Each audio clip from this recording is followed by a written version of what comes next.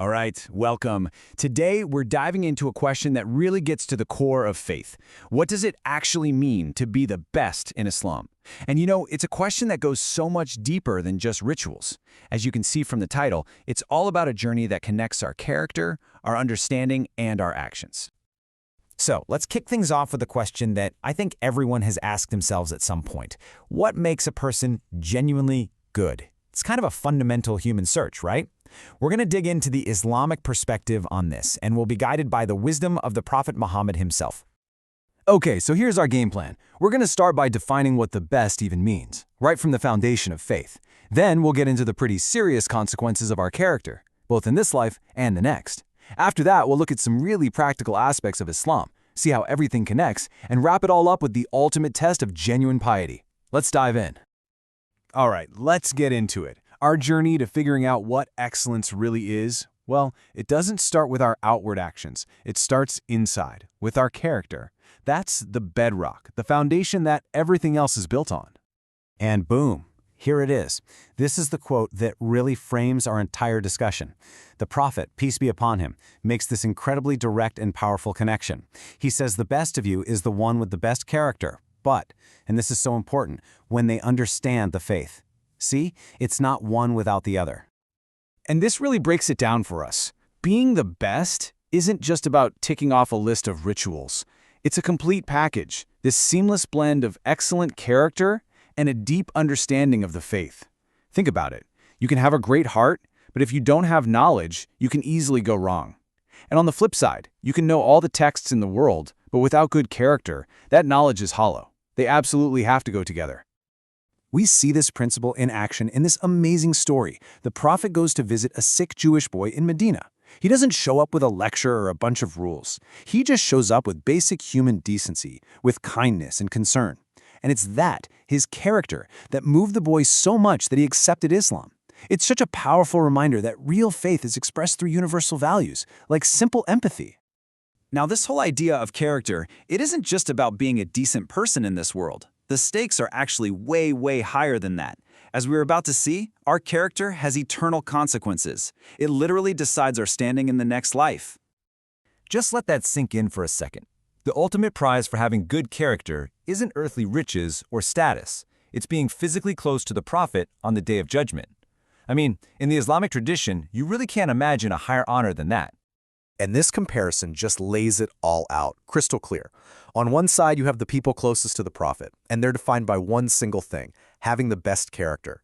But on the other side, the ones who are furthest away, they're defined by these very specific ego problems, all of which come out through how they talk, the pointless ramblers, the show-offs, and the arrogant. It really shows you how much value is placed on humility and speaking with purpose. Let's zoom in on that last word, because it's highlighted for a reason, mutafayfiyakun. This isn't just being a little proud. This is a specific kind of arrogance where you look down on people, you treat them with contempt because you think you're better. This quality is described as one of the absolute most detestable, creating the biggest possible distance from the Prophet. So what's the cure for that kind of arrogance? Interestingly, it's not to meet it with more arrogance. Check out this advice given to Mu'adh ibn Jabal. When you run into people who are arrogant, the guidance is to teach them with kindness and patience. See, the goal isn't to win the debate, it's to reach the heart. And you can only do that with good character. Okay, so we've established that character is the absolute foundation. But what does that actually look like day to day? How does this internal quality translate into things we can actually do? So when the Prophet was asked, hey, what aspect of Islam is the best? His answer wasn't some complicated theological idea or a difficult ritual. It was so simple and so profound, just two things. Feed people and say salam. Give a greeting of peace to people you know and people you don't. Let's unpack that for a second. Feeding others, that's not just about giving charity, it's a fundamental act of social care, of solidarity. And greeting everyone with salam, with peace, that's actively building a community that feels safe, welcoming, and connected. These aren't just minor courtesies, they are the very threads that weave a healthy society together. And for the Prophet, this wasn't just talk. He walked the walk. When a group of poor Bedouins came to him, his immediate reaction wasn't to just feel sorry for them. It was to take action. He immediately arranged for food and water, sharing what little he had. That generosity wasn't some separate good deed. It was a direct outflow of his character. Okay, So we have these simple, practical deeds, but how do they connect back to the big picture of faith, or what's known as Iman? Let's take a look at how all these little pieces fit into the grand scheme of things. To help us get our heads around this, the Prophet gave us this incredible metaphor. He said that faith, or Iman, isn't just one single thing. It's more like a tree with over 70 branches, and every single one of those branches is a different way of expressing that faith. And this table really helps us visualize that tree. At the very top, the highest branch, you have the foundational statement of belief, the Shahada. But look what else is here. A crucial branch is Haya, which is more than just shyness. It's like an internal moral compass, that feeling of modesty that stops you from doing wrong. And then, look at the lowest branch, simply removing something harmful from the road. So what does it mean that the highest declaration of faith and the simple act of clearing a path are part of the very same tree? Well, it tells us that faith is this holistic, integrated system. It connects our most profound spiritual beliefs directly with our simplest everyday actions. It means that picking a piece of trash off the street isn't just a nice thing to do, it's an act of faith. Having that inner sense of modesty is an act of faith. In this view, there's no separation between your spiritual self and your public self. It's all connected. Okay, so let's bring it all home.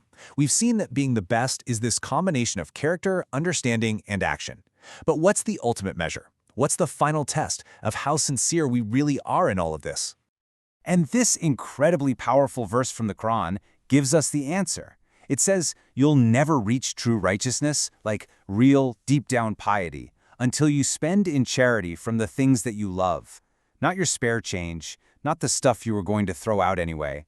The true test of your character, the ultimate expression of faith, is giving away something you actually treasure. And that brings us right back to where we started. Being the best in Islam means creating this complete, seamless whole. It starts with that inner foundation of excellent character, which is informed by a deep understanding of your faith. And from there, it just naturally blooms into real, tangible acts of kindness. Everything from feeding the hungry to just giving a simple greeting, all the way to giving away something that you yourself truly love. And with that, we've reached the end of this deep dive. But you know, the real takeaway isn't just the information, it's about what we do with it. We've seen that faith can be found in the smallest, most simple actions. So, I'll leave you with this to think about. What's one small but meaningful act of kindness that you can put out into the world today?